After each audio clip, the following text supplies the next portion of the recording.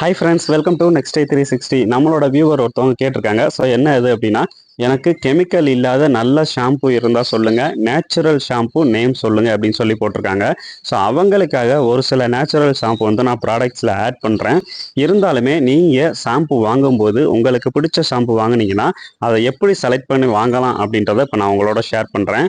நீங்கள் ஷாம்பு வாங்கும்போது பின்னாடி திருப்பி பார்த்தீங்கன்னா அதில் சில இன்க்ரீடியன்ட்ஸ் வந்து போட்டிருப்பாங்க. அதாவது நேம் லிஸ்ட், அதில் சேர்த்துருக்கக்கூடிய பொருட்களுடைய நேம்ஸ் வந்து போட்டிருப்பாங்க.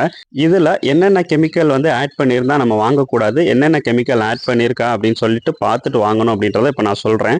ஃபஸ்ட்டு சல்ஃபேட் அப்படின்ற chemical, sodium Laurel sulphate, SLS அப்படின்னு சொல்லுவாங்க. அடுத்ததா சோடியம் லாரத் சல்ஃபேட், SLES அப்படின்னு சொல்லுவாங்க. இந்த ரெண்டு சல்ஃபேட்டும் ஷாம்பூல அதிக நுரை ஏற்படுத்துவதற்காக பயன்படுத்தக்கூடிய கெமிக்கல். அடுத்து பாராபன் அப்படின்ற கெமிக்கல், மெத்தில் பாராபன், புரோபில் பாராபன் அப்படின்னு சொல்லுவோம். இது வந்து ஷாம்பு அதிக நாள் கெடாமல் இருக்கிறதுக்காக பயன்படுத்தக்கூடிய கெமிக்கல். அடுத்ததா வந்து சிலிகான்ஸ் அப்படின்னு சொல்லக்கூடியது, டைமெத்திகான், சைக்ளோமெத்திகான் அப்படின்னு சொல்லி ரெண்டு கெமிக்கல்ஸ் வந்து பயன்படுத்துவாங்க. இது வந்து முடிய மென்மையாக வச்சுக்கிறதுக்காக ஆட் பண்ணக்கூடிய கெமிக்கல்ஸ் தான். இருந்தாலும் நீண்ட காலத்துக்கு பயன்படுத்தும் போது முடியினுடைய வேர் பகுதியில் டேமேஜை ஏற்படுத்தும். அடுத்து ஆல்கஹால் அப்படின்ற கெமிக்கல், இதில் புரோப்பனால், ஐசோப்ரோலிக் ஆல்கஹால், இந்த ரெண்டு கெமிக்கல்ஸ் வந்து ஆட் பண்ணுவாங்க.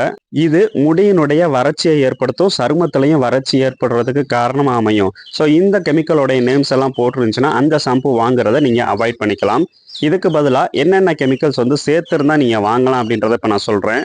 இயற்கையில் தாவர அடிப்படையிலான நேம்கள் வந்து அதில் சேர்த்துருக்கா அப்படின்றத நீங்கள் பார்க்கணும். குறிப்பாக தாவர ஜெல்கள் அப்படின்னு பார்த்துட்டோம்னா அந்த ஆலோவேரா மாதிரியான பொருட்கள், அப்புறம் நெல்லிக்காய், சீயக்காய், பூந்தி கொட்டை, வேம்பு, அது மட்டும் இல்லாமல் நேச்சுரல் ஆயில்ஸ் வந்து சேர்த்துருந்தாலும் நீங்கள் வாங்கிக்கலாம். இந்த இன்க்ரீடியன்ஸ் எல்லாம் போட்டிருக்கா அப்படின்றத வந்து பாருங்கள். முக்கியமாக இந்த சல்ஃபேட் ஃப்ரீ, பாராபன் ஃப்ரீ அப்படின்ற வார்த்தையை வந்து சேர்த்துருப்பாங்க.